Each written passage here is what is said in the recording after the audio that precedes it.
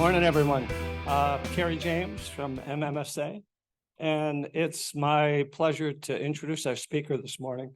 Something I've had the opportunity to do a bunch of times, and it never gets old. So our speaker today is Paige Brown, and if you didn't get a chance to read, oh, excuse me, she's married now. Brocidiacono, Paige Brocidiacono. Excuse me, Paige. I got it right. I think I pronounced it right too, right? So that's the hardest part of introducing her, is pronouncing her name. But anyway, her presentation is going to be on failing your way to success. Great title. It has everything to do with what we're talking about today, and we'll hear about it later on, the importance of failure in research and science and life and how to overcome those things. So Paige has got an incredible past. She came from a small home in Bangor, Maine, and kind of worked her way to the place where she is right now. And if you haven't had a chance to read her bio, I'm not going to go through everything because I think you can all read and take a look at that at your leisure. But she works for Spark Climate Solutions right now. She worked her way through the science fair at Bangor, came in as a freshman, worked all the way through and just developed skills all along the way. And I have to tell one special story about Paige. On her junior year in high school, she was really interested in research. It'd come a long way. And it was about 4 or 5 o'clock. I think it was a Friday. But it was her birthday. I didn't know it was her birthday. And she was working in the lab. I said, I got to go home. She said, it would be so great if I could just take the lab to my house. I said, let's do it, right? Let's take it to the house. So we picked up all the equipment, called her mom, made sure it was all okay with her. Off she went. And then later I called her mom and I said, geez, I'm really sorry. I didn't realize it was Paige's birthday. I would have never done that on her birthday. She said, oh, don't worry about it. That's the best birthday she's ever had. So that's the passion that she carries. So she left. She did very well in science fairs, participated all along the way. Probably freshman, sophomore years, not so well. Junior, senior year, she did very well. She was the Intel Science Talent Search winner in 2016. Just had a storied career in science fairs, and she brings that passion to you, and she gives back. That's the best part of her. Every time she's asked to come and give back to kids like you, she's right there every single time. She's easy to get a hold of. I hate to say that, Paige, because you'll probably get phone calls from everyone here, but just a terrific person.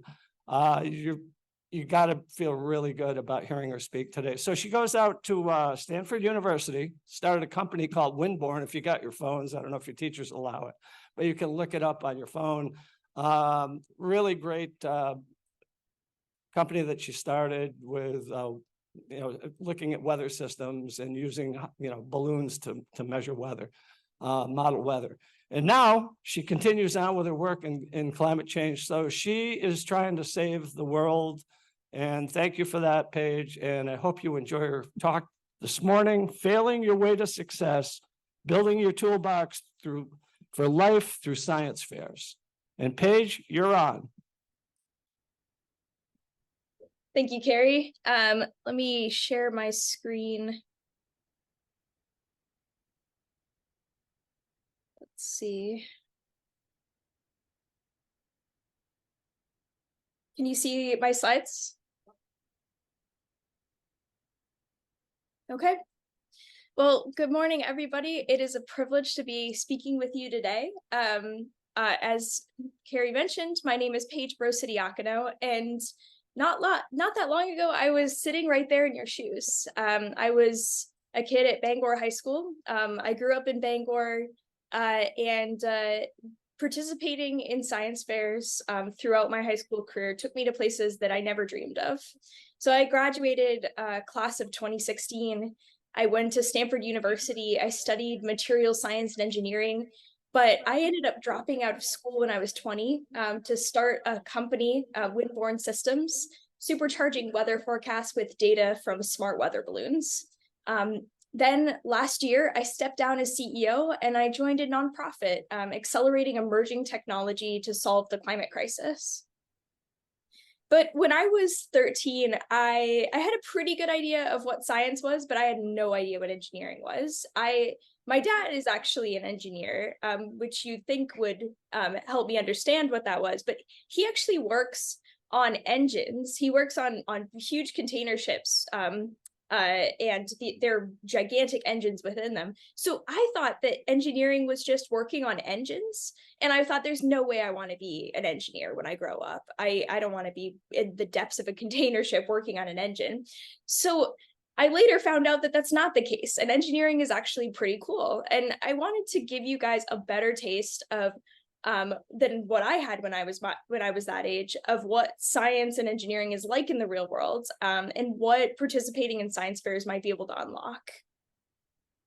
So the point of STEM, science, engineering, math, the point of this is to figure out how the world works and how to make it better. There's lots of ways to do that, and I'm going to highlight one specific way, which is mainly looking at climate change. But there's lots of ways where you can better understand the world and make it better. I'm going to give you some tips as well for how I got to where I am today. And here is the toolbox of skills I'm going to leave you behind with. So first of all, failure is necessary. Not just an option. Failure is necessary. Failure is actually the way you discover what works and what doesn't. Learning is a lifelong gift. Learning doesn't stop when you exit high school or exit college. Learning is something that continues throughout your life. And then communication is critical. People sometimes undervalue the power of good communication skills. And I found, especially in science fairs, being able to clearly and concisely articulate the science that you've done and what you've discovered, that's really what makes the difference in being able to do well in science fairs and in many careers after you graduate from college. So I may have been a slow kid with the engineering thing, but I was endlessly curious about the world around me. Some of this might resonate with some of you. My mom took me outside. I loved exploring the woods. I loved collecting bugs, learning about science. They really encouraged questions. So some of these questions that I was asking had answers. So like, how do spiders know how to make webs? Why do the leaves change color in the fall? Where do the frogs go in the winter?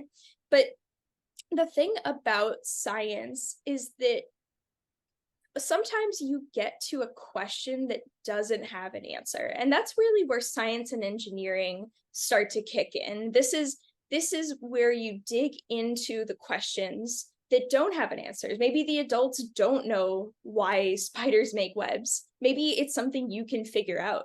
And it's through that process of experimentation and discovery that the world collectively learns more about what's going on and how to solve problems. So my freshman year of high school, I did a science fair project. I had a question that didn't really have an answer. And that question was, why is Peaks Auditorium in Bangor, Maine, why is the audio quality so bad? Like I would not be able to hear in places where I was sitting. I was confused about where is the audio quality actually good in Peaks Auditorium. And so I took a decibel meter and I walked around to every seat in Peaks Auditorium and I measured how loud it was while something was playing on the speakers. And this took days of walking around Peaks Auditorium. And there was a teacher who was with me that entire time, who supported me through this process. And ultimately, the answer wasn't very interesting. Like the levels of sound in Peaks Auditorium varied quite a bit. And it's really just due to complex auditory properties. I did not win any prizes with this science fair project, but I had a great time. I really loved the process. And I got to go to Jackson Lab and present my work and see what other people were doing. And it was a lot of really interesting stuff. And I started getting ideas for next year. I started getting interested in like, okay, what am I going to do next? So I started my sophomore year of high school with a lot of questions. That's because I started taking AP chemistry. That's advanced placement chemistry. And that's something that you usually wait until you're a junior or senior to take. And you usually have a chemistry background before you take it. I did not have a chemistry background. I had no idea how to do chemistry.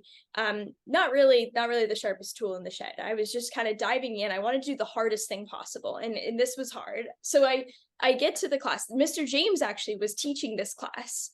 And I sit down the first day and he hands me a worksheet of net ionic equations. And I had no idea what a net ionic equation was, but he was like, do these net ionic equations.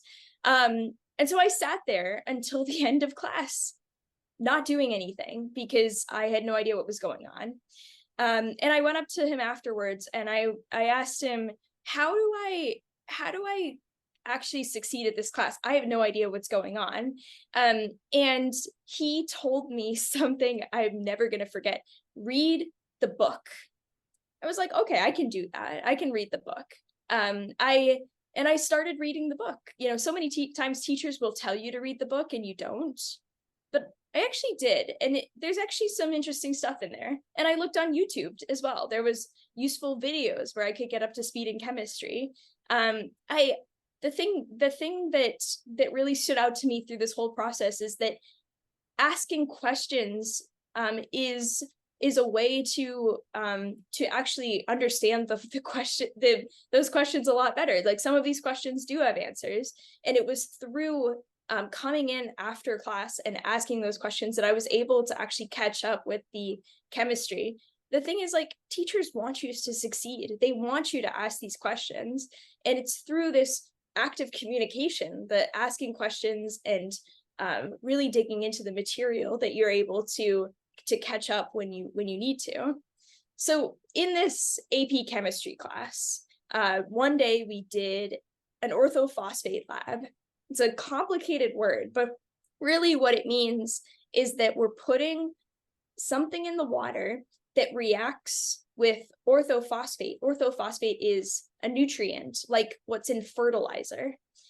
It reacts with orthophosphate and it turns blue. And you can tell by how dark the blue is, how much orthophosphate is in the water. And so Mr. James asked us to go get a water sample from a stream near our house to go test it and see how much phosphorus was in that water. So I went out to a stream near my house. I grabbed a water sample, didn't think much of it, and we tested it. And it was actually above the level for eutrophication. So eutrophication, another big complicated word, it just means that when there is high levels of nutrients in the water, like phosphate, like nitrogen, those nutrients feed the growth of algae blooms, and the algae can choke out some of the other plants that are in the water. They can also suck up all the dissolved oxygen in the water and cause animals in the water to die. And so overall, you end up with this soupy green mess of water that nobody wants to swim in because the algae is actually producing toxins that can irritate your skin, or if you drink the water, it can irritate your stomach. So this is a huge problem, and this eutrophication process starts when you have more than 15 parts per billion of phosphorus in fresh water, which is a very low limit. And the water from the stream that was near my home was actually above that limit. So here's the question. Here's the question that doesn't have an answer. How did it get there? And that's something that I could figure out. I could start going out to the streams near my home and streams all across Bangor, collecting water samples, and then measuring them to see how much phosphorus was in them. And so I started doing that the summer after my sophomore year. I'd go in to the lab over the summer. It was so hot, and everybody else was outside playing, but I was in the lab testing for phosphorus. And I brought my mom along as well. My mom and my dad, they came with me and they helped me they helped me gather water samples to test for different things.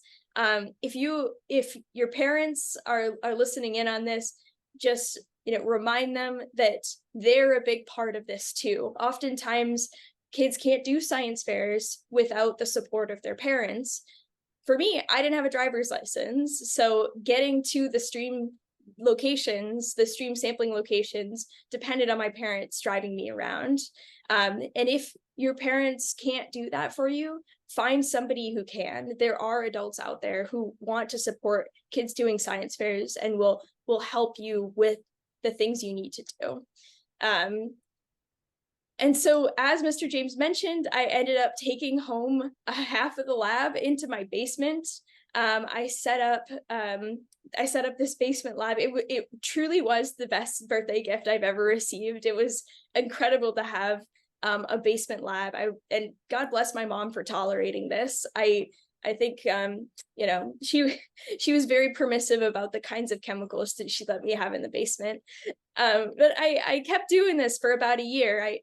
Throughout the school year, I'd take home the water samples, I'd test them for phosphorus and other contaminants. And what I found at the end of the season of sampling was that there was high levels of phosphorus in the water and intestinal bacteria, E. coli. And so I started asking, what do I do about this? Like, is there a solution to this problem? Can I fix the streams that are in my community?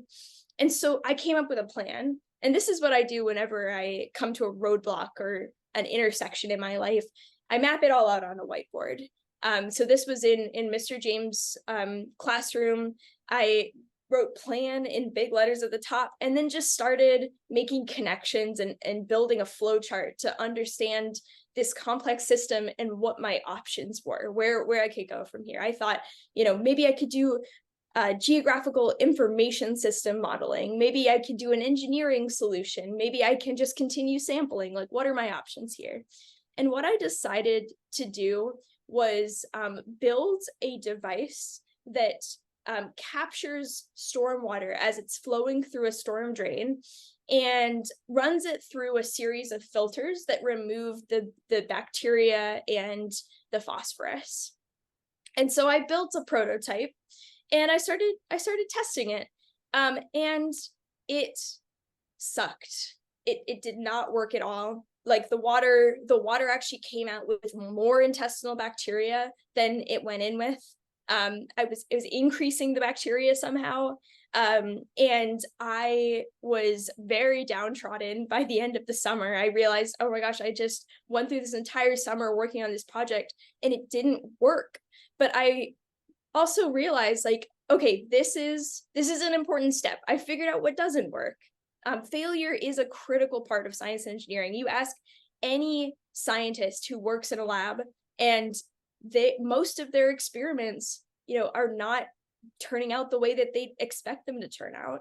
And it's sometimes in those failures that you're able to see what the real solution is, and you're able to make the connections that help you come up with breakthroughs. And that's kind of how it worked for me. I started reading the literature in response to this and started trying to understand, like, what is out there that could actually absorb the phosphorus in this system. And eventually I started coming up with some new plans. I didn't have much time left. It was September, like October by this point, and school was starting. I was running out of time, but I knew I started coming up with an idea. And that idea was magnesium aluminum layered double hydroxides, another really complicated word. This, the short word for this is hydrotelsite.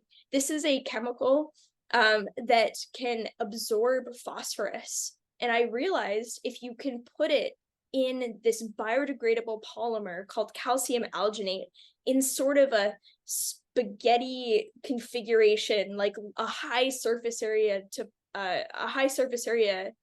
contraption, then the water, as it is circulating around these strings of calcium alginate, the phosphorus can go inside of the gel and interact with the active ingredient, the hydrotelsate, to remove the phosphorus from the water. And so I started building these, I started testing these, and what I was able to find is that 1 gram of this material was able to absorb 127 milligrams of phosphorus. Now, remember that it doesn't take much phosphorus to cause serious problems in a water system, only 15 parts per billion of phosphorus. So 300 grams of this material, in theory, scaled up, could clean an Olympic-sized swimming pool at eutrophication levels with enough circulation. And so I took this to the science fairs. I started bringing my research around, first to the Maine State Science Fair, and then to higher and higher levels of science fairs. And then I realized, like, science is truly useless if you're not good at communicating it. That is kind of the overarching lesson that I was able to learn through going to these science fairs, is the way you tell the story matters. And it is a story. You're telling a story with a beginning, a middle, and an end, even though you have to give the introduction and the methods and the results and the conclusion. Those are all components of a story that you're telling about you versus the problem, and the way that you're going about solving the problem or learning what's going on with the world. So eventually I was able to make it to what they call the big leagues, the Intel Science Talent Search. It's now called the Regeneron Science Talent Search. And this is a competition where they pick, you have to submit a research paper, you submit essays, you submit your grades, you submit all the things you've done in high school, and they evaluate everybody who submits them and pick 300 semifinalists and then 40 finalists. And if you're in the 40 finalists, you get to go to Washington, D.C. and have a fun week where they grill you with questions in like intensive interviews, and they have you present your science fair project to a panel of expert judges. They all have PhDs. They're all incredibly smart, and they're incredibly intimidating.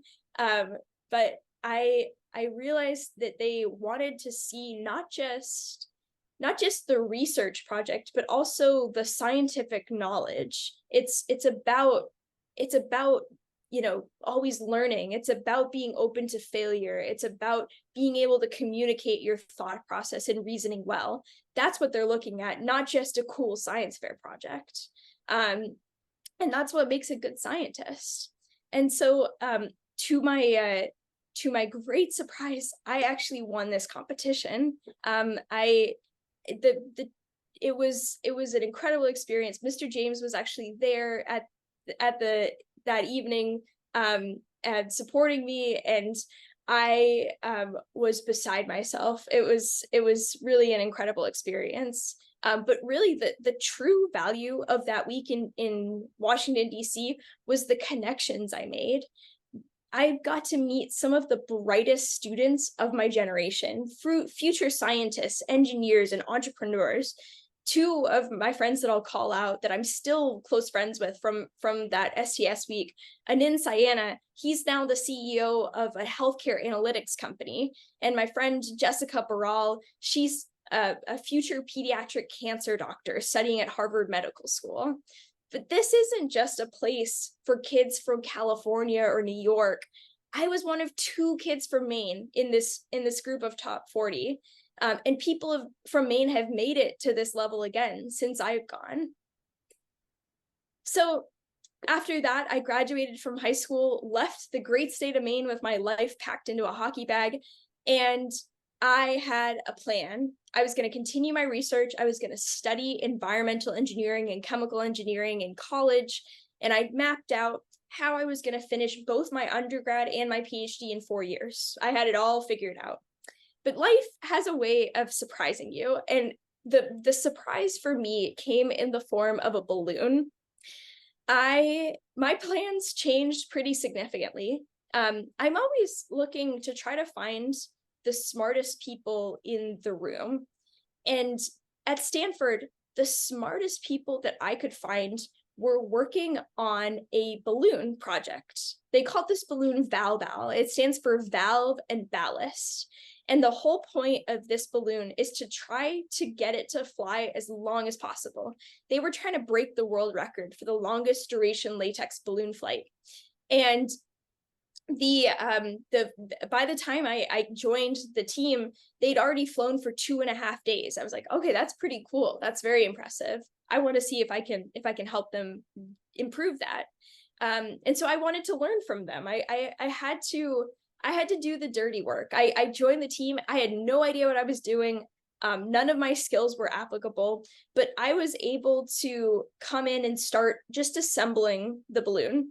I would Skype with the guy or nobody uses Skype anymore. I guess I'd video chat with the guy who designed the structure, and I assemble it piece by piece. I got it ready to go. And on the first launch, the balloon went up and went all the way across the country and landed in Canada just off the Maine border. Over the course of 3 days, it ended up breaking the world record for the longest duration latex balloon flight. And I had stepped into the project as the launch logistics manager and eventually the project manager, and eventually the balloons team lead. And so I worked with this group of incredible students at Stanford for 3 years, developing this balloon, making it better, making it fly longer and longer and longer. Eventually, we got it to fly all the way from California to Morocco in Africa. It flew over 5 days and surprised all of us with how far and how long it was able to fly. And so we started making a new plan. We started figuring out, like, what are we going to be able to do with this balloon system? How can we help the world with what we've created? And so we made an important realization about our balloon system, that if you put enough of them up there gathering weather data, you can actually use it to improve the accuracy of weather forecasts. And so we started a company to do just that. I designed a slide deck. I took it and I started taking it around to what they call demo days, where a whole bunch of startups that are just forming go and pitch to a whole bunch of investors, people with money, people who want to give you money to form a company. And I took it around and I presented. And again, using those public speaking skills, those communication skills that I got from science fairs, I couldn't have done this 4 years before, 3 years before, even 2 years before. I was still shy. I couldn't do any public speaking, but science fairs enabled me to come out of my shell. They helped me learn how to communicate externally, how to convince people that what I was working on mattered. And I was able to convince enough people that what I was working on with Windborne mattered, that they gave us not money, like real money, hundreds of thousands of dollars, eventually millions of dollars, just to go build this company to improve weather forecasts. Because people realized, and what we told them was that there really is a gap in the world that is not solved at the moment.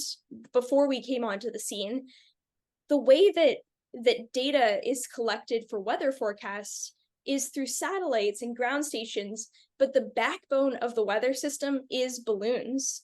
There's hundreds of balloons launched every day around the world from these sites on the screen.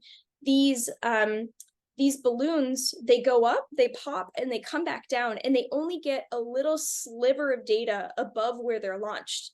And as you can see, there's oceans, huge oceans, where there's very little data coverage. And that is a significant gap in the weather system. It hampers our ability to forecast the weather, because the weather is constantly moving around the Earth. It's a global system. And so we realized, you build these balloons, you fly them out to where those gaps are, and you can fill that gap. You can target the most valuable data in the atmosphere and use that to improve the weather forecasts. And that's what that looks like. These are all of the launches that Windborne has done so far. It has carpeted the globe in balloons going around and collecting data that helps improve the weather forecast. But I started realizing about 2022, about last year, that I wasn't quite satisfied with the work that I was doing at Windborne. I realized around New Year's, as I was doing a retrospective on my life and if I was satisfied with it, I realized if I really believe that climate change is the biggest problem facing humanity right now, I'm not maximizing my impact towards that. Windborne is doing great work in climate change and is working to help people adapt to extreme weather events, but I'm not fixing climate change with what I'm doing. And so I started trying to explore and understand what might be the ways that I could maximize my impact given my skills and interests. And this is an exploration that I remember doing when I was trying to figure out what my science fair project should be. You think about like, what are the things I'm interested in? What are the things I'm good at? And you can extrapolate from there to what problems might I want to be solving in the world in order to make a big difference, in order to actually change the way that things are working. And the place where I found that alignment was with Spark Climate Solutions. Spark is a nonprofit that's focused on accelerating high impact and under-resourced climate technology areas. So we look into areas where the technology is really early, where it's very similar to a science fair, trying to understand what are the roadblocks along the way in getting this to a deployable technology. The technology that I focus on is methane removal. You may have heard of carbon dioxide removal, the process of sucking carbon dioxide out of the atmosphere so that we can reduce the impacts of climate change. What I look at is another greenhouse gas called methane. It's 80 times stronger than carbon dioxide and has caused about 0.5 degree of warming since pre-industrial times. So I'm working on trying to figure out how do we clean that out of the atmosphere? What processes might be possible? And the way that I approach that is actually very similar to how one would approach a science fair. We call ourselves road mappers. We identify where do we want to be? What's the ideal vision for what this technology could be? Where are we now? And what are the roadblocks, the gaps, and the accelerants that get us along this pathway towards the ultimate vision of a deployed technology? It's just like when you're figuring out a science fair project, you're trying to figure out what are the gaps, what are the questions, what things can I do which would be accelerative to my work? And then we also call ourselves field builders, because after we do that road mapping process, we try to identify what are the building blocks that you need to create an industry that supports this kind of new technology. So what kind of innovation needs to be there? What implementation, what talent, policy, social change, all of these different systems coming together to support a technology like methane removal. So I'm going to come back to the toolbox. Remember, failure is necessary, learning is a lifelong gift, communication is critical. As I've been through the story of my life, I've been trying to highlight areas where I've been especially fortunate to use these skills to further my career and my development. Failure, when I was at Windborne especially, we failed often and we iterated quickly. That's the essence of a startup and all startups. You have to be okay with failure. You have to be okay with making mistakes. And most importantly, you have to be good at learning from them. You have to be able to identify what went wrong, what do you do different next time? And how is this going to change the way that you're behaving in the future? You have to be willing to admit that you're wrong and take action to fix that. To give an example of failure at Winborn, I've made mistakes in hiring before. I've had to fire 2 people. It's not fun, but it helps you understand, like, okay, that's not the kind of person that we want to hire. That's how you change your hiring processes. Coupled with that is learning. As my favorite high school teacher used to tell me, never rest on your laurels. Always be striving for something better. A dynamic life is a fun one. Something that you can do now to embrace learning beyond the classroom. You know, there's so much available good content, as well as bad, but good content on YouTube or on podcasts. You can go for a walk and listen to a podcast, learn something about history, learn something about science. There's all sorts of opportunities. Learning has kind of evolved into something that transcends classrooms. And then there's communication. I've really found that over the course of my career, communication is really the make or break thing that builds or destroys companies, projects, relationships. You need to address conflicts early and often. It can be scary to go to someone, a friend or a significant other, and tell them that what they've done has bothered you, but you have to do that. You have to bring up the things that are troubling in a relationship. That's the case if you're a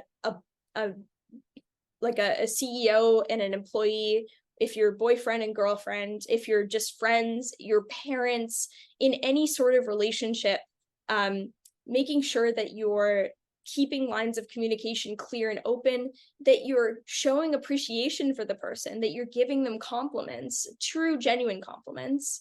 But remember that people are hired because of their technical skills, but most often fired because of their soft skills, like communication. It truly matters. So something you can do right now is ask for help in classes where you're struggling. Build relationships with your teachers. You know, tell your significant other if something they do bothers you. Find people who are older than you who can teach you things. Find mentors, because these people want to teach you. I work with dozens of high school students, many of whom have now gone on to college, helping them with their science fair projects, helping them to communicate their science fair projects. It gives me no greater pleasure than when a high school student reaches out and asks me a question. So consider that an open invitation to contact me afterwards. Remember in your science fair presentations that energy, enthusiasm, and personality matter. You're telling a story to get people to care about your research. So make it a good one. So now, you know, there's the question of, why are we doing all this? Why do STEM? Why do science fair projects? For me, at least, it comes back to climate change. This is one of the most urgent issues facing the world right now. I work to fix climate change because without major action, our generation will experience serious changes in how the world works, both in nature and in society. Hurricanes, for example, are getting stronger, faster, and more destructive. Some areas are experiencing increased flooding, and some areas are experiencing increased droughts. These effects cause shifts in social systems. They drive people from their homes, force them to seek refuge elsewhere. Often these are the poorest people in the world, the ones who had the least to do with the climate crisis we now find ourselves in. It's a climate justice issue as well as a technology issue. So this is the question without an answer. How do we fix this? What's going on, and how do we solve this? You've all probably seen the seal of the great state of Maine, but you may not know what dirigo means, that word in red at the top. It means I lead. You need to be leaders. You need to show the world the power of Maine's youth. There's opportunities in offshore wind, in regenerative farming, in political activism, and in so many areas beyond these to solve climate change and to solve other problems. It starts with you. The point of science, technology, engineering, and math is to understand the world and improve it. The way that I've chosen is climate change, but there are so many ways to make the world a better place through science, engineering, or otherwise. So science fairs are really just the first step. It's a skill. It's an opportunity that's taken me further than I ever thought would be possible. So go out, work hard, and be an inspiration to the world.